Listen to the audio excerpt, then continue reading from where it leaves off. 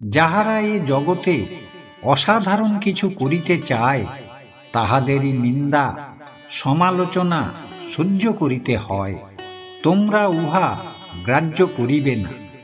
আজ যাহারা তোমার নিন্দা সমালোচনা করিতেছে, ঠিক ঠিক ভাবে চলিতে পারিলে 2 দিন পরে তাহারাই আবার তোমার প্রশংসা করিবে। যে সময় একবার চলিয়া যায় তাহা আর ফিরিয়া আসে না। সুতরাং প্রতিটি মুহূর্তের সদ্ব্যবহার করিতে হইবে।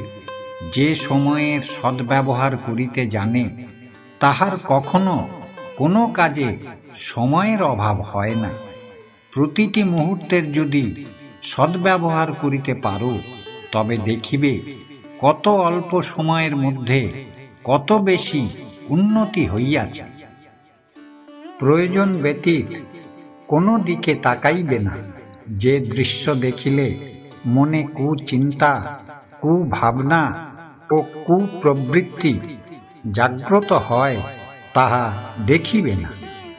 কায় মনোবাক্যে বীর্য ধারণ করিবে।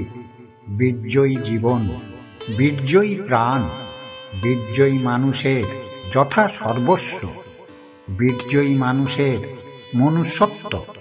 এই বীর্য রক্ষা করিলেই মানুষ দেবতা হয়, আর এই বীর্য নষ্ট করিলেই মানুষ পশুত্ব প্রাপ্ত হয়। খুব উচ্চাকাঙ্ক্ষা চাই। উচ্চাকাঙ্ক্ষাই মানুষকে সমস্ত বাধা বিঘ্ন অতিক্রম করিয়া উন্নতির পথে অগ্রসর হইতে সাহায্য করে। সমস্ত সময়ই কোনো না কোনো কার্যে নিযুক্ত থাকিবে। কখনো বিনা কাজে বসিয়া থাকিতে নাই। মন যেন কখনো খালি না থাকে। চেষ্টা যত্ন উদ্যমে সমস্তই হয়। যাহার চেষ্টা যত্ন উদ্যম আছে, তাহার সমস্তই আছে। সে সব কিছুই করিতে পারে। আর যাহার তাহা নাই, তাহার কিছুই নাই। সে এ জগতে কিছুই করিতে পারে না। যাহা সত্য বলিয়া জানিব, তাহার জন্য জীবন পণ করিব। আর যাহা মিথ্যা বলিয়া বুঝিব, তাহা তৎক্ষণাৎ পরিত্যাগ করিব। এইরূপ দৃঢ় মনোবল প্রয়োজন।